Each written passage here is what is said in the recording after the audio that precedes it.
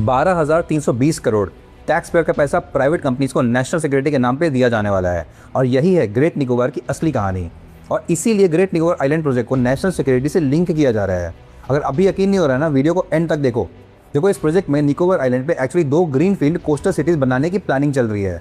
Luxury tourism resort hub, industrial hub और एक township जिसमें पॉपुलेशन 8,000 से बढ़ा के 6.5 लाख तक की हो जाएगी। अब एक आइलैंड पे जहाँ अभी सिर्फ 8,000 लोग रहते हैं, वहाँ इतना डेवलपमेंट, टूरिज्म फैसिलिटीज़ में hotels, resorts, dining, shopping, entertainment सब कोस्टल एरियाज पे बनने वाले हैं, वो भी बीच एक्सेस के साथ। अब सुनने में बहुत अच्छा लग रहा है, लेकिन ये पूरी कहानी नहीं है। टाइम मैगजीन को इनसाइडर्स ने बताया कि मोस्ट कंपनी जो वहाँ बिड कर रही है पूरे प्रोजेक्ट को बनाने के लिए, वो उस पोर्ट को सिर्फ कंस्ट्रक्ट करने के लिए कर रही है, चलाने के लिए नहीं कर रही है। इसका मतलब क्लियर है, इन्हें पोर्ट चलाने में इंटरेस्ट नहीं है, इन्हें सिर्फ कंस्ट्रक्शन कॉन्ट्रैक्ट चाहिए। और इस कॉन्ट्रैक्ट के लिए गवर्नमेंट सब्सिडी दे रही है उन कंपनीज़ को 12,320 करोड़ की।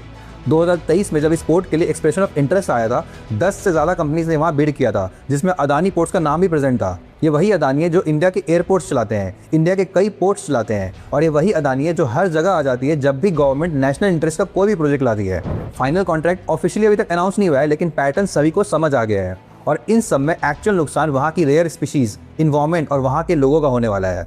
गवर्नमेंट पार्लियामेंट में बोल रही है 9.64 लाख ट्रीज ही काटे जाने वाले हैं, लेकिन एज पर एक्सपर्ट जो tree density per hectare government assume कर रही है वो काफ़ी कम है।